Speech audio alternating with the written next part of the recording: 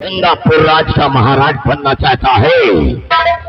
अरे न वकील होगा ना गवाह होगा, न वकील होगा ना गवाह होगा, और जो ठाकुर से टकराएगा वो साला तबाह होगा।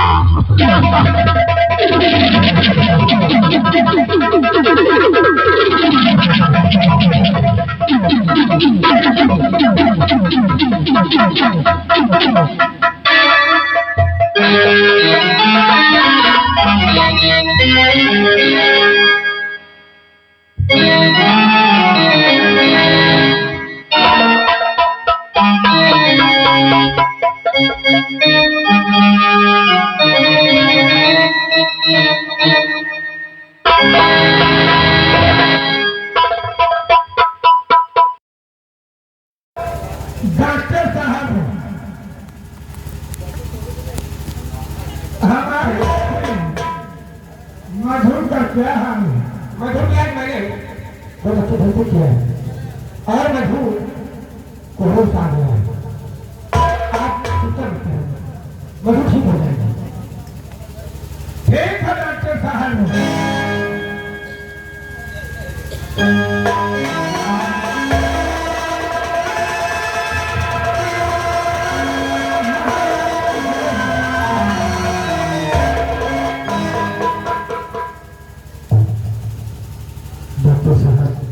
कहिए महाराज, मधु की हालत कैसी?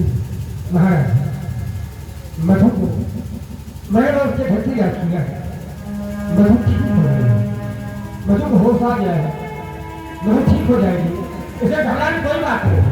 डॉक्टर साहब अगर मधु को होश आ गया हो तो आपने जरूरत हो तो क्या मैं मधु से बातें कर सकता हूँ? अवश्य महाराज,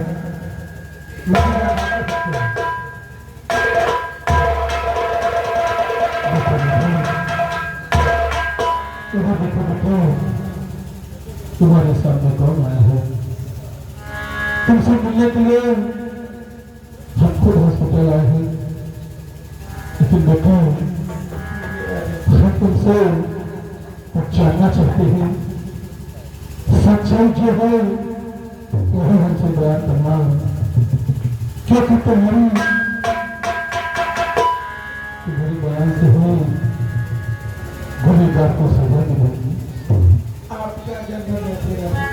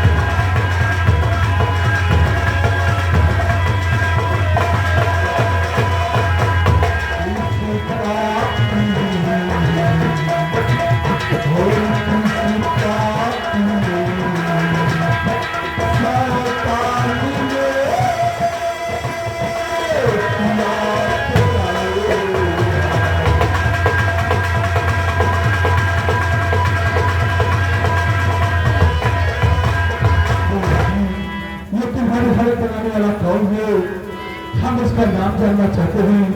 जो भी सच है वो सच हमारे सामने बयान करो।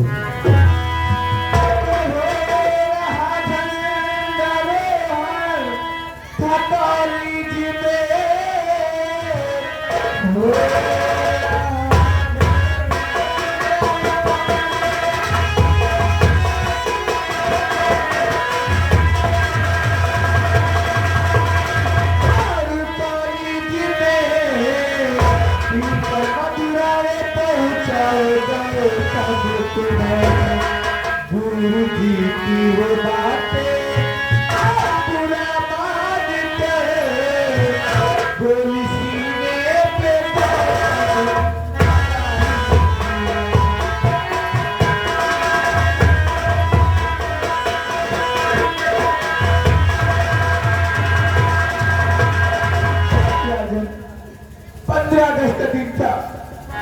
और हम सभी बच्चे 15 अगस्त मनाने जा रहे थे।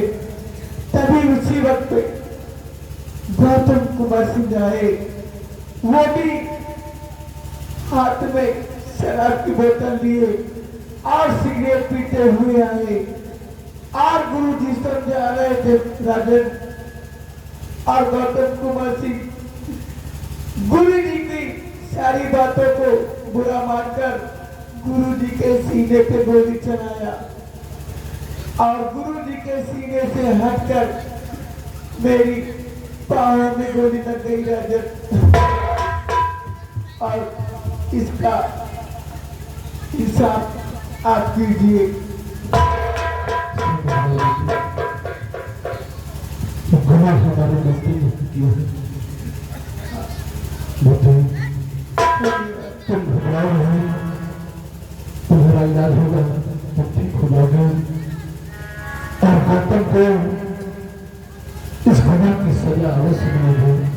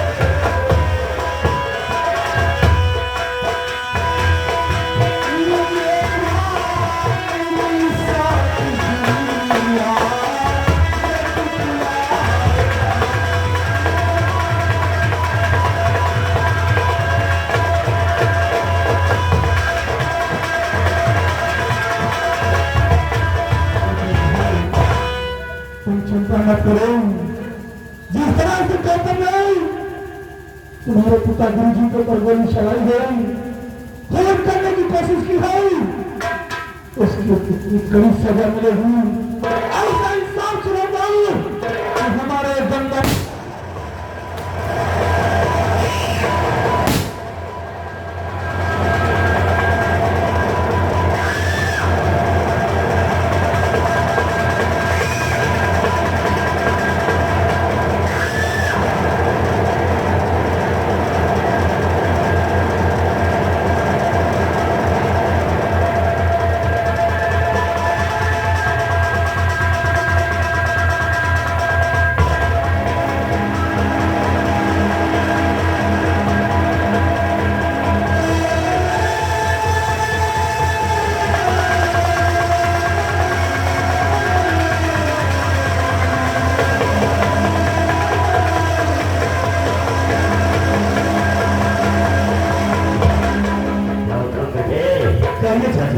देखा तुम्हारे चाचा का कैसा आइडिया रहा? बिल्कुल सही आइडिया था।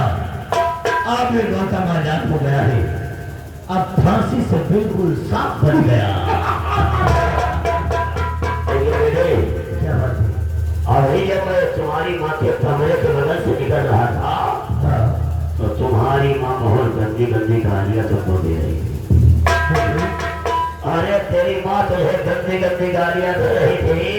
क्या करे थे? अब कह रही थी कि हैकर गाड़ा पड़वा बन गए जात है। आप बताओ क्या कर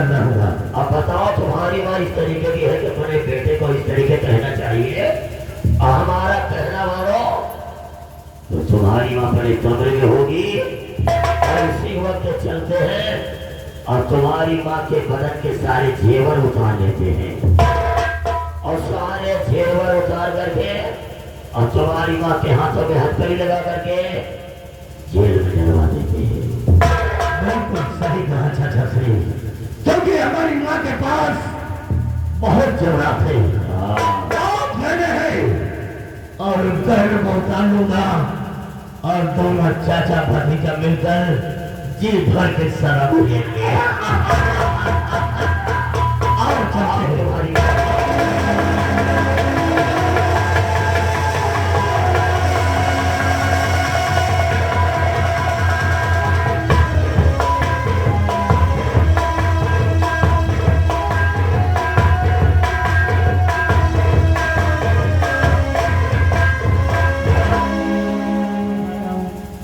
हमारे स्वामी मधु को देखने के लिए हॉस्पिटल में थी और काफी समय हो गया, अभी तक वो लौट कर नहीं आए और मैंने पाने की इंतजार करती हूँ।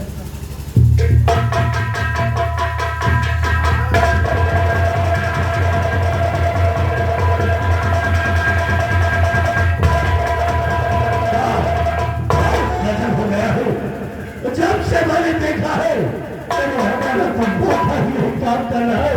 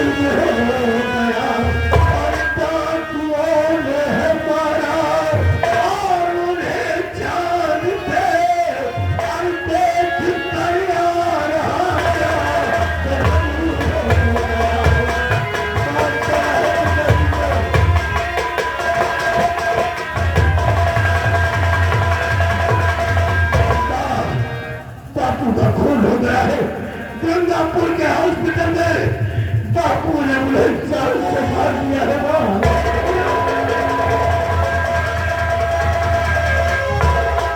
नहीं गौतम, ये तू क्या कह रहे गौतम?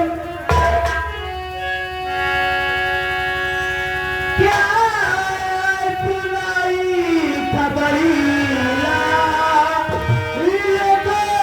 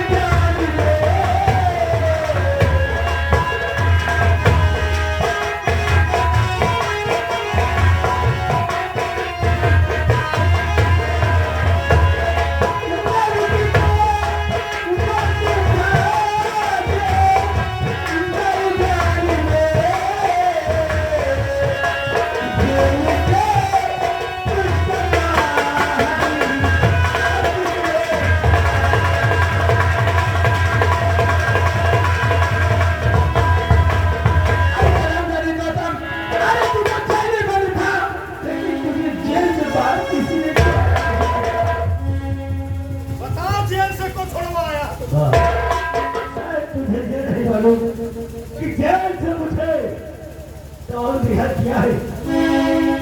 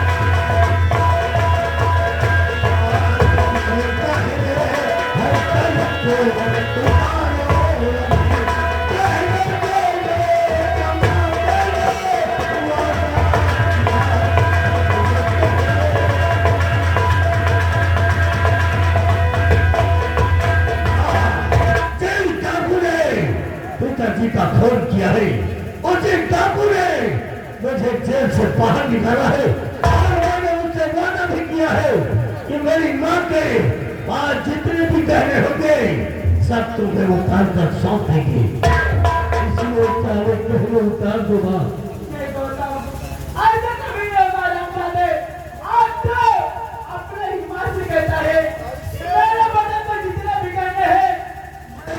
तुझे कहती हूँ ऐसा कभी नहीं होगा रामजादे, ऐसा कभी नहीं होगा। ऐसा ही होगा क्योंकि मैंने किसी को वचन दिया है, किसी से वादा किया है और उस इंसान ने हमारे साथ बहुत बड़ा उपकार किया है। इसमें जितने भी कहने हैं उतार देगा वरना फिर हमें कुछ और करना पड़ेगा। उतार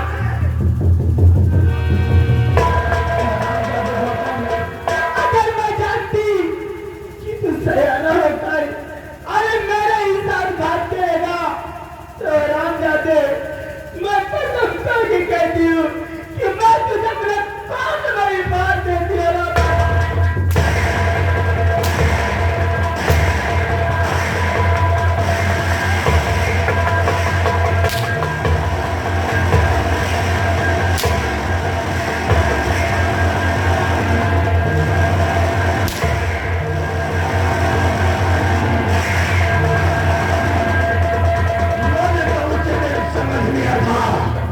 जब तुमने मेरे गाल पर तमाचा मारा है तो मारा ही है, तो दर्द है दर्द तो मेरी मां नहीं हो सकती है। उतार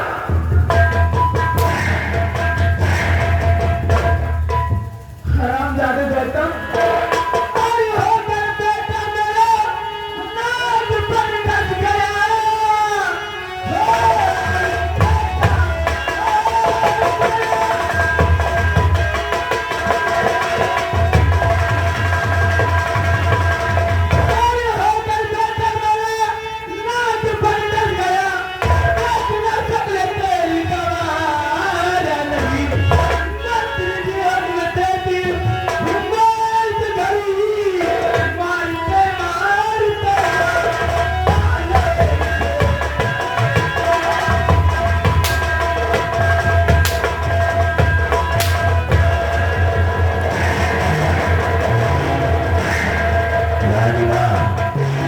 आपने गिरफ्तार करने के लिए इजाजत दिया है तो ठीक महारानी जी मैंने दिया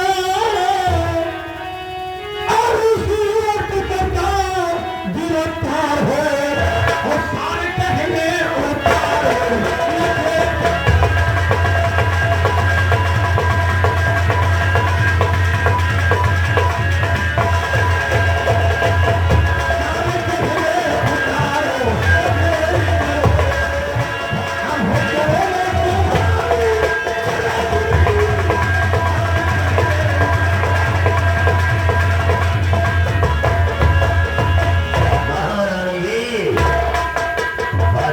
सारे जेवर और गहने उतारो, ये सर का ताज उतारो। हम दोनों चाचा भतीजे जेवर बेच करके शराब पिए गया।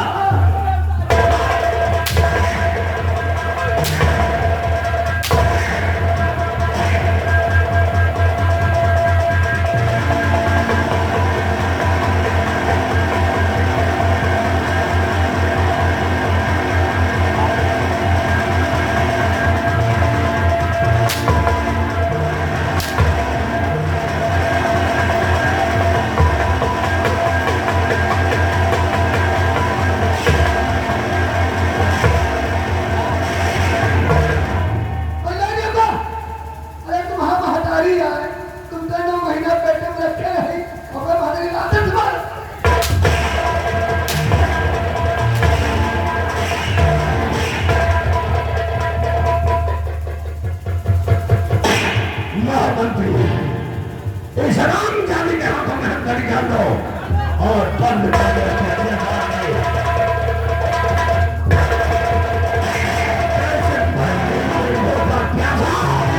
जिंदान के अंदर बंद था ये भी करने की हरामजादी तब ये एहसास होगा आपके जिंदान में रहने का मकसद क्या होता है ना?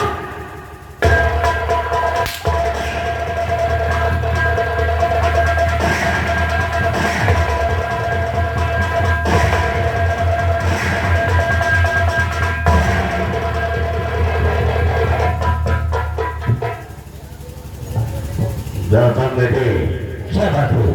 कुछ और देखा है? क्या हुआ? नहीं देखा ना?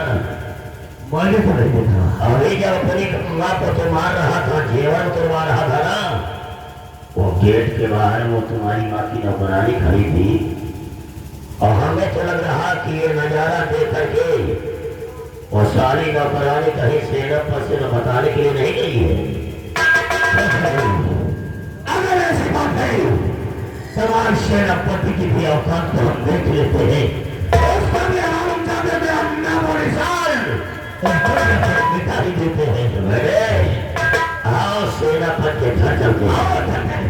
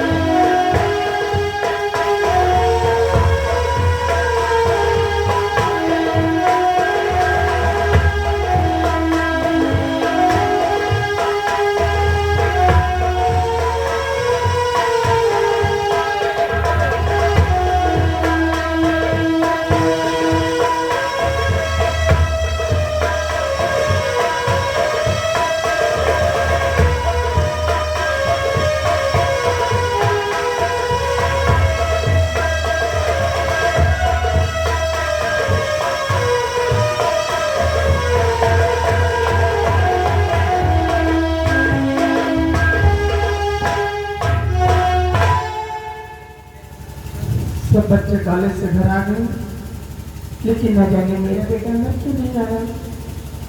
ऐसे प्रतिदिन आ रहा था, आज न जाने क्या बात है। मैं इंतजार करती हूँ बेटे।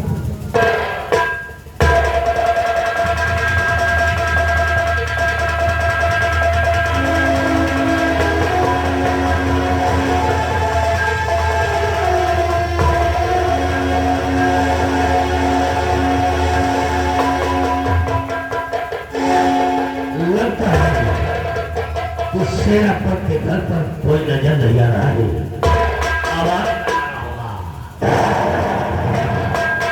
अरे सेनापति नारायण सिंह के घर में कोई है? कौन है आप? क्या आप मुझे नहीं पहचान पाओगी, इसलिए पहचान देने की जरूरत भी नहीं है।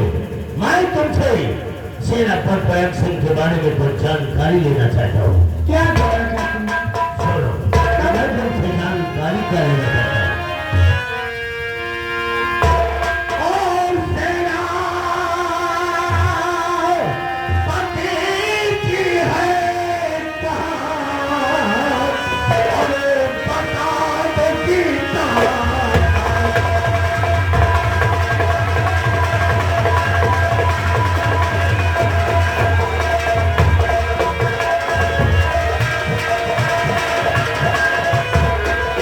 Yes.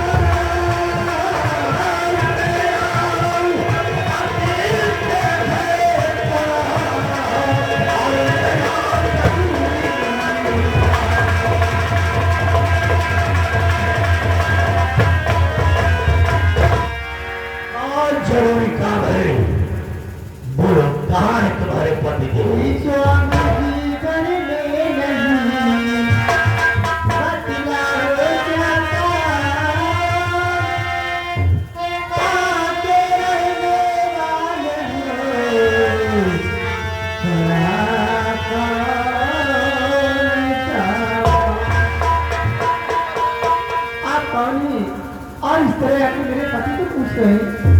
मेरे पति इस वक्त घर पे नहीं है, जो काम है आप हमसे बता सकते हैं। उनसे बताऊंगा, लेकिन मैं ये भी जानता हूँ कि कोई पति जब घर से बाहर निकलता है तो अपनी पत्नी को जरूर बता कर जाता है। इसलिए दोनों जितने भी जल्दी हो सके बताओ विशेरापत मयक सिंह इस वक्त कहाँ पर है? मैंने आपसे कह दिया कि इस वक्त मेरे पति घर पे नहीं है, जो काम है आप हमसे बता दीजिए। आप हमसे बता दीजिए।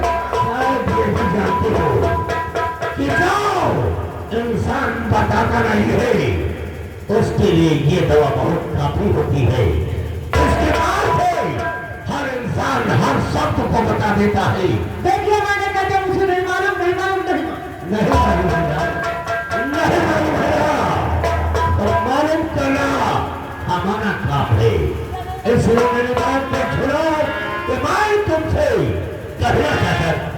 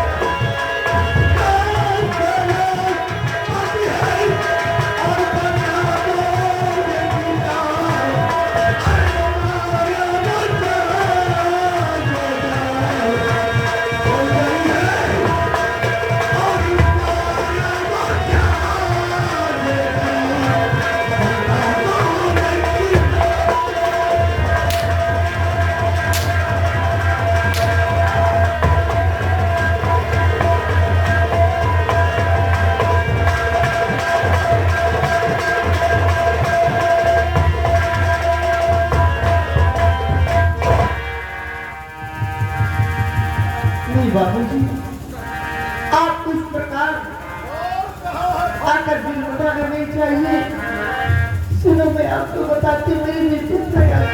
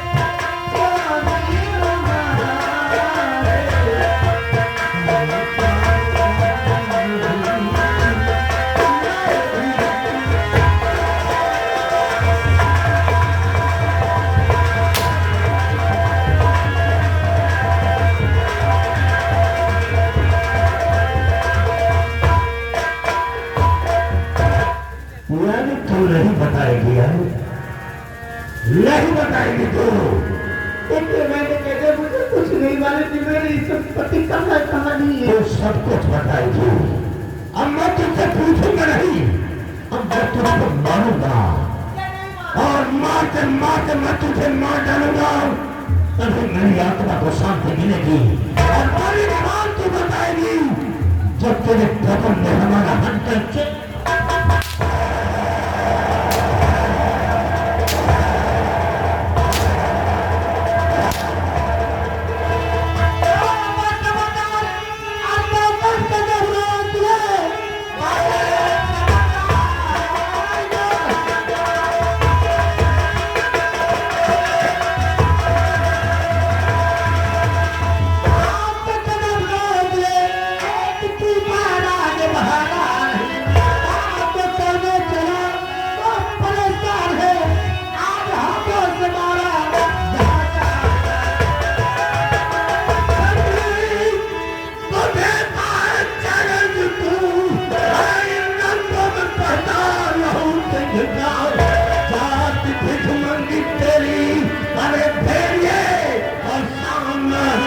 जाएगा तो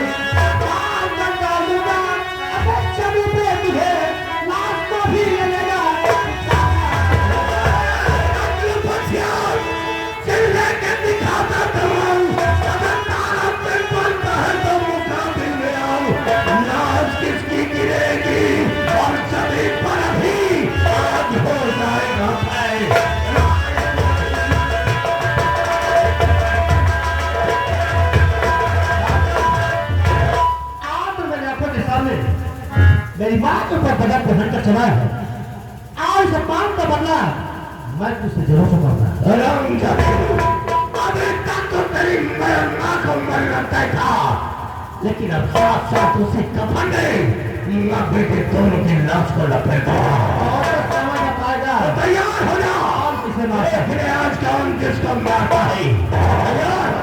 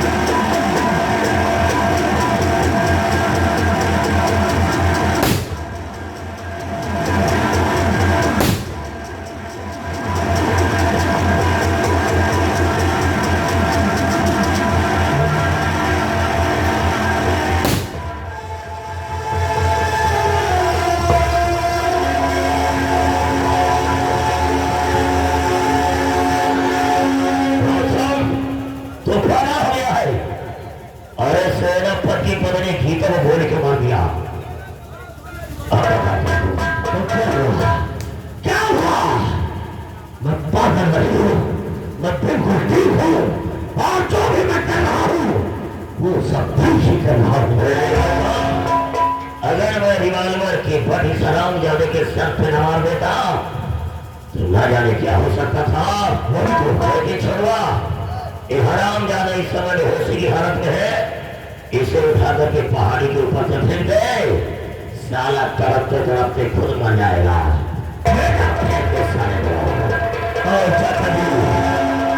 एक काम करते क्या इस हराम जाति के घर पर हम आग लगा देते हैं क्या?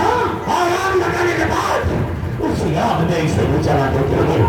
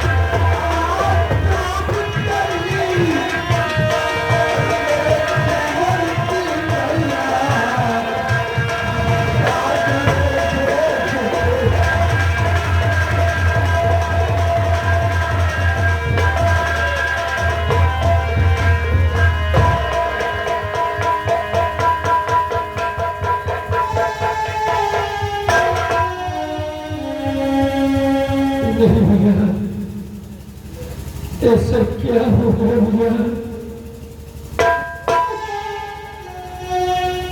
भैया आप चिंता न करें भैया, आपके घर में किसने आग लगाया है, आपके घर को किसने जलाकर राख कर दिया है, और आपकी पत्नी को किसने जान से मारा है? रात से मैंने अपनी आंखों से देखा है भैया। क्या? हाँ भैया। तूने अपने आंखों से देखा है? हाँ भैया। वो कौन है भैया?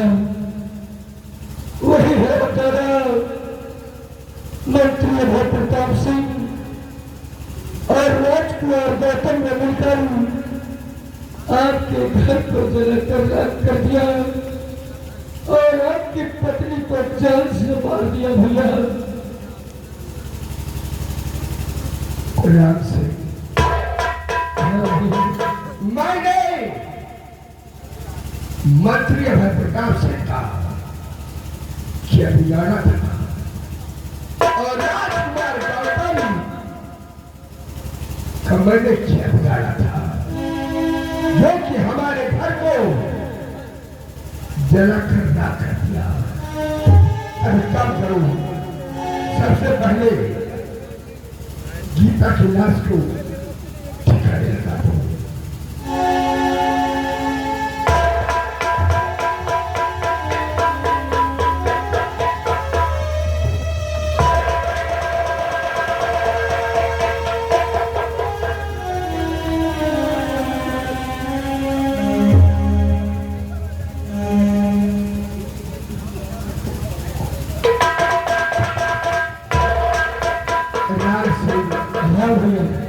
आज तक मैं देश की सेवा करता था, क्या मिला? कुछ नहीं मिला। पत्नी का खून हो गया, घर को जलाकर राख कर दिया गया और बेटे अमर का कोई पता नहीं है, कोई पता नहीं मिला। आज तक मैं इस गंगापुर राज के सम्राट गंगा सिंह की सेना का सेनानायक सेनापति मैं किसे था। अब आज के बाद इस वर्दी को हमेशा के लिए उतार कर फेंक देता हूं और उसके बाद अपने आप को डाकू महिपाल सिंह के नाम से मशहूर करूंगा। क्या है भैया? और जब तक अभय प्रताप सिंह को और उस राजकुमार गौतम को मिटा नहीं दूंगा, तब तक मैं चैन से नहीं बैठूंगा। जिस तरह से इतनी बेदर्दी के साथ हमारे घर में आग लगाया और पत्नी को जलाकर राख कर दिया और बेटे का तक को पता नहीं, आज से तुम हमारे साथ रहोगे। क्यों है भैया? आज तक मैं सेना पर था, लेकिन आज के बाद इस वर्दी को हमेशा हमेशा के लिए उतार कर फेंक देता हूं और अपने आप को डाकू महिपाल सिंह के नाम से मशहूर करूंगा। और अभय प्रताप सिंह और राजकुमार गौतम, अगर तुम दोनों को दौड़ा दौड़ा कर गोली नहीं मारा, दौड़ा दौड़ा कर गोली नहीं मारा, तो समझ लेना कि अपनी मां के कोख से पैदा नहीं हुआ। और जब तक राम सिंह, हाँ भैया, इन दोनों को मिटाऊंगा नहीं, हमारी पत्नी गीता की आत्मा को शांति नहीं मिलेगी। नहीं मिलेगी भैया, तुम हमारे साथ आओ। चलिए भैया। जय मां।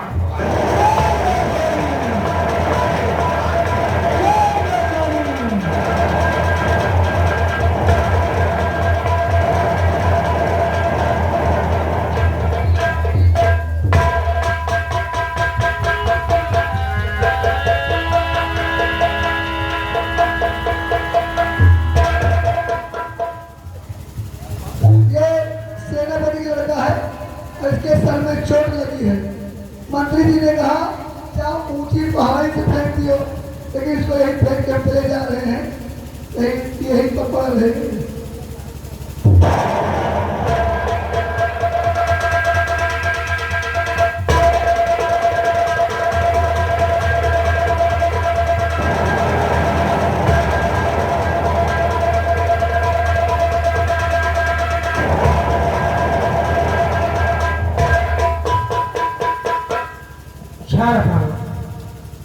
मैं थोड़ा डॉक्टर हूँ और मैं इलाज करके अपने घर के लिए जा रहा हूँ।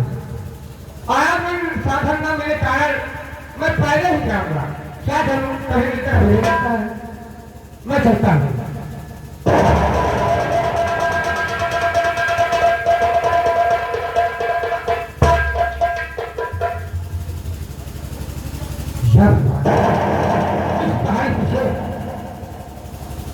यह लड़का बेहोशी है, इसे लगता हूँ इसे क्या हुआ।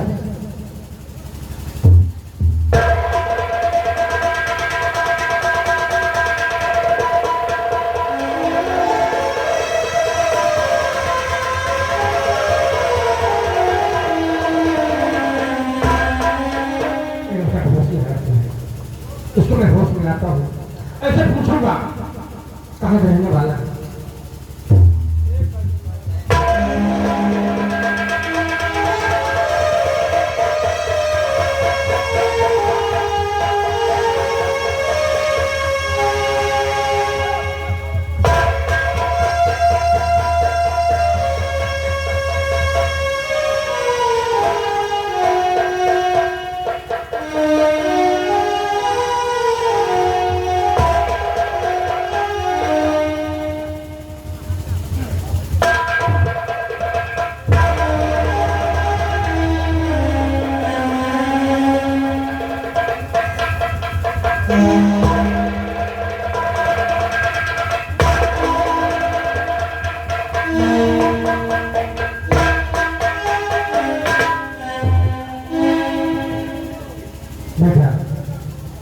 मैं तुमसे कुछ पूछना चाहता हूँ। आप जानना क्या चाहते हैं?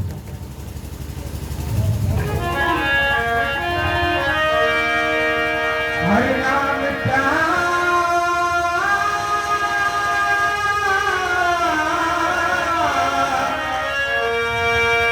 नाम क्या आप तायो रहते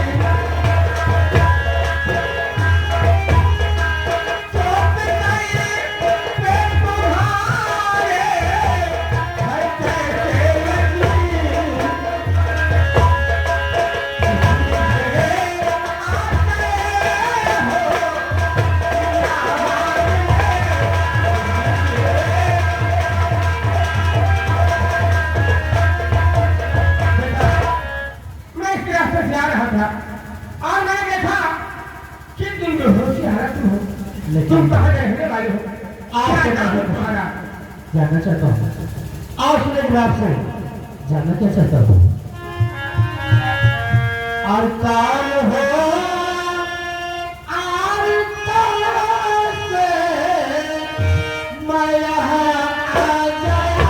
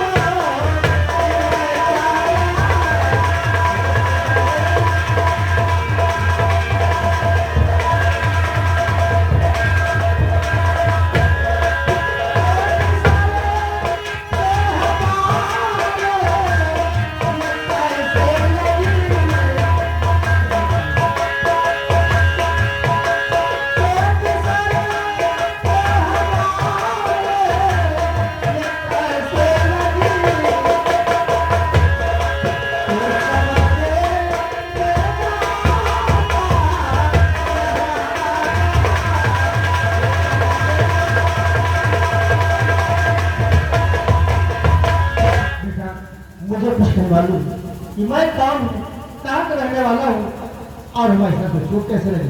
मुझे कुछ नहीं मालूम। बेटा तुम्हें कुछ मालूम नहीं, मैं सिर्फ से जा रहा था, आने लगा कि तुम बेहोश हालत में, तुम्हारे होश आ गया है। तुम्हें मालूम है तुम कौन हो, कहाँ के रहने वाले हो, क्या नाम है तुम्हारा? मैं नहीं जानता, इसलिए मुझे जानते हो ना? नहीं जानते हो? मैं इसलिए ऐसा हूँ। अगर तुम नहीं जानते हो तो मुझे ये बताओ, ये हाल तुम्हारा किसने किया? मुझे नहीं मालूम, मुझे कुछ नहीं। देखा, तुम परेशान मत हो। अगर तुम्हें नहीं मालूम है, तुम्हारे सर में चोट लगने की वजह से तुम्हारी आवाज खो चुकी है, इसलिए मैं जानता हूँ और मैं भी एक छोटा सा डॉक्टर हूँ, मुझे खुद याद नहीं है और मैं तुम्हारा इस दुनिया में मेरा कोई हो नहीं, मैं सिर्फ अकेला हूँ।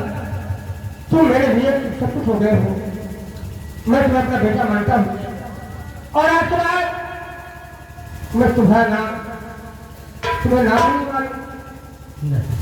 बेटा परेशान मत हो, मैं तुम्हारा नाम विशाल रखता हूँ, विशाल, और मैं तुम्हारा पिता हूँ, तुम मेरे बेटे हो। आज के बाद हम दोनों दुनिया से गुजर जाएंगे। बेटा विशाल, चलो तुम मेरे साथ, उसके बाद आओ मेरे साथ।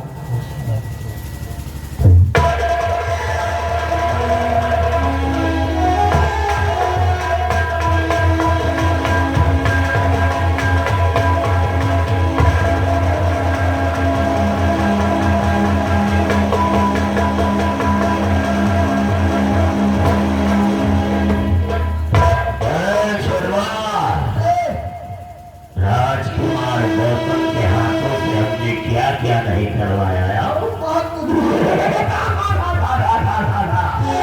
सेनापति का घर जला दिया गया और सेनापति की पत्नी गीता को मार दिया गया। लेकिन अगर मुझे समय मिला तो राजकुमार गौतम तुझे भी रास्ते से हटाऊंगा, क्योंकि हमारा मकसद है इस गंगापुर राज का महाराज बनने का। और थोड़ा बैठ करके आराम करेंगे।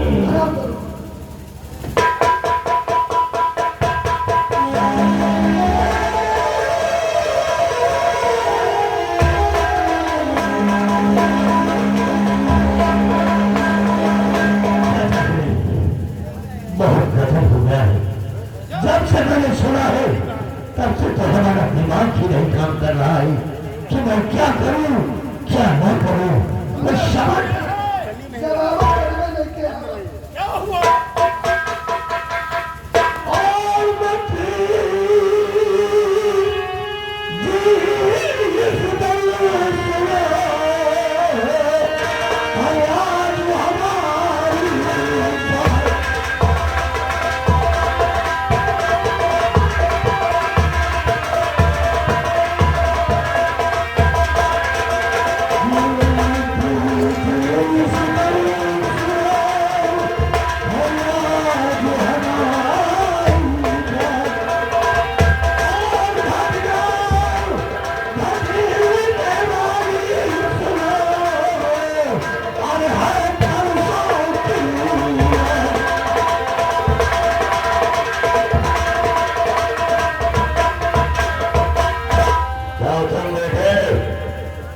चाचा के रहते हुए तेरे ऊपर घटना करने वाली है। हाँ चाचा थे और बड़ी घटना घटने वाली है। लेकिन बेटा उस घटना के विषय में तो मुझे बताया तो क्या? अरे भगवान गौतम घटी और साथ करो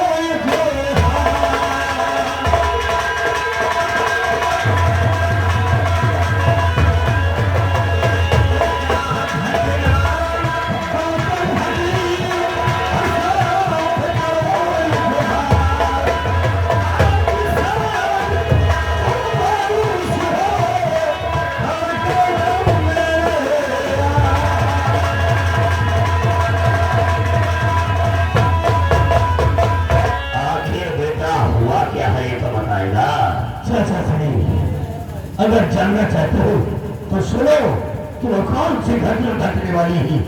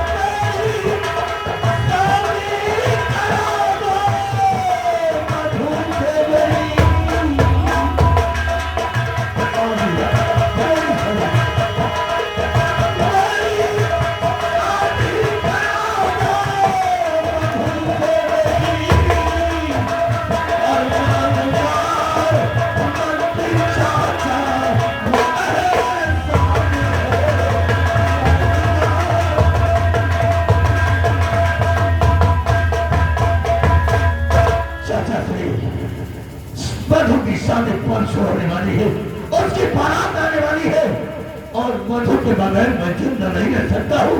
मधु हमारी है और हमारी ही रहेगी। इसलिए मैं आपसे हाथ जोड़ता हूँ कि आप मास्टर के घर जाइए और मास्टर से कहिए हमारी शादी के होने के बाद चलाइए।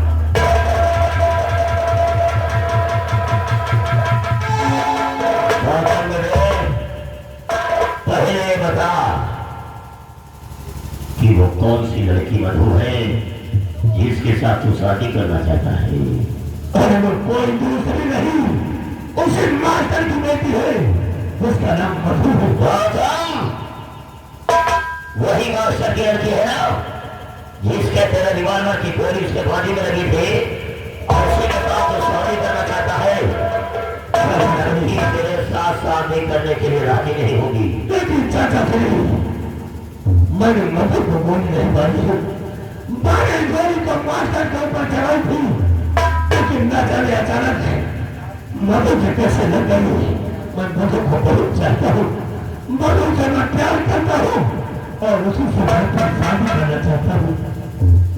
बेटे अगर तो दीवाना हो गया है तो हम इसी वक्त मास्टर के घर जाएंगे, इसी वक्त मास्टर के घर जाएंगे और मधु की शादी की बात तेरे साथ चलाएंगे।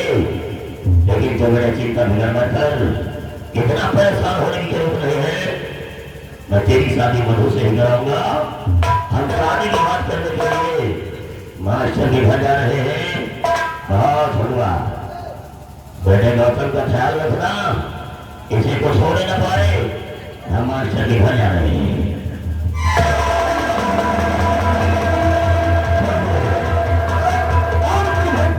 भरोसा हो गया है और विश्वास भी हो रहा है कि मास्टर चाचा जी की बात को टाल नहीं सकेगा और हमारी शादी मधु के ही साथ होगी। आपके साथी मधु साथे होई और तुम्हारे हाथी जरूर लागी। हाँ वो तो लगना ही है, क्योंकि मैं मधु को प्यार करता हूँ और मधु को अपनाना चाहता हूँ। के लिए कमरा बना चाहिए। और चलते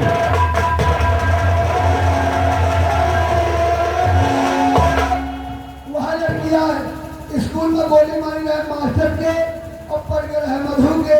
क्या है देखो आगे क्या होता है, लेकिन चलते हैं। कहना क्या है,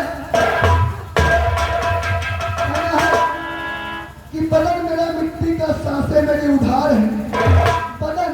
बदन मेरा मिट्टी का सांसें मेरी उधार है। घमंड है किस बात का, हम सब यहाँ किराएदार हैं। कहना है कि घमंड मत करो, तकदीर सबकी बदलती रहती है। आईना वही रहता है, सूरत बदलती रहती है। आंखों में सूख जाए आंसुओं की धार, आंखों में सूख जाए आंसुओं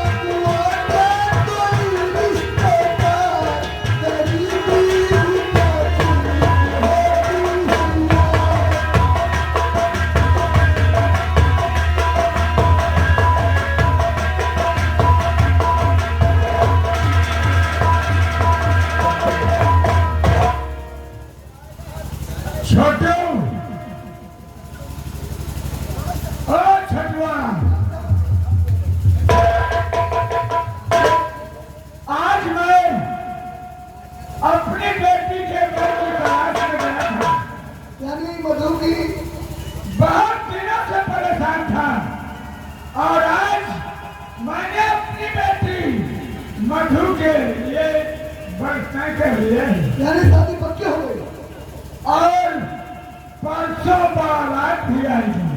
यानी चटमंगी पटबरा क्यों नहीं? ये रह गई बात। लेकिन छोटू, इसमें तुम्हें हमारा सहयोग करना होगा। पूरा सहयोग पूरा। शादी की सारी व्यवस्थाएं मैं तुम्हारी जिम्मेदारी पे छोड़ता हूँ। सब कर देंगे। बारात जो जौन बारात आई जौन गांव के बगल में सरकारी स्कूल है, बड़ा घर हुआ टिकवा दे, ये तो अच्छी बात है। बगल से एकदम खेत लगवा दे, पानी वाली सफा व्यवस्था फिट है। सारी व्यवस्थाएं फिट रखना, क्योंकि परसों मधु की बारात आई।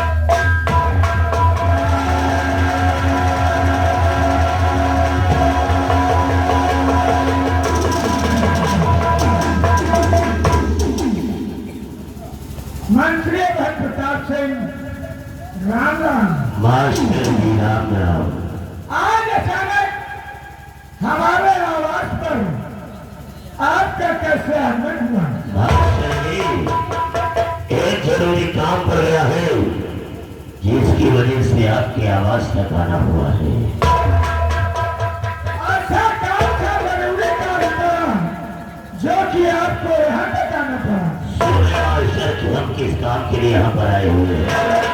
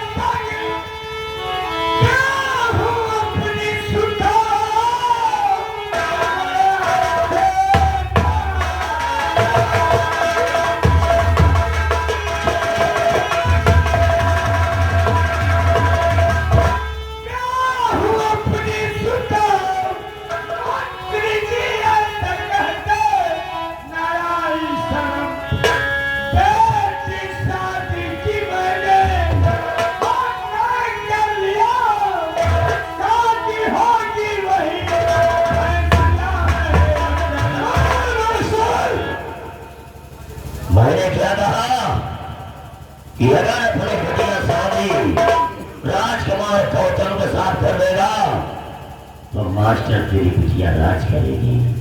इसलिए क्या बोला कि अपनी बिटिया की शादी तक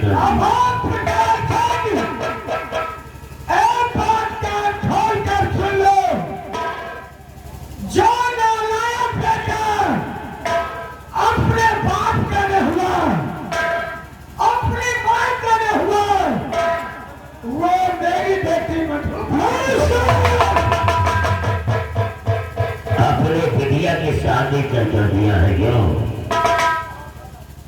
मैं अपनी बेटी मधु की शादी वही करूंगा जहां मैंने रिश्ता। अगर अपनी बेटिया मधु की शादी तय कर दिया है तो आज ही उस लड़के के घर चले जाओ और ये शादी कैंसिल करके तुम्हारी बेटी मधु की डोली राजकुमार गौतम के महल भी आएगी। मैं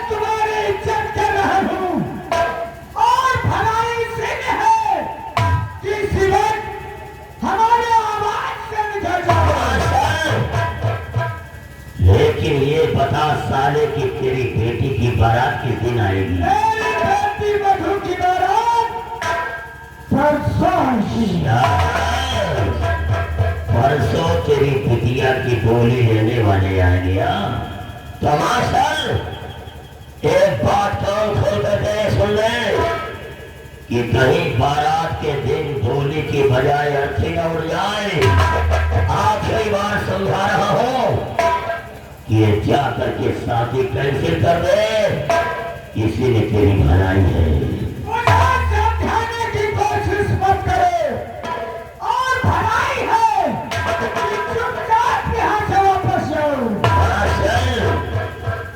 जा तो रहा हूं लेकिन इतना याद रखना कि तुम मुझे निमंत्रण दे या ना दे, लेकिन दहेज देने के लिए बारात के दिन जरूर आऊंगा।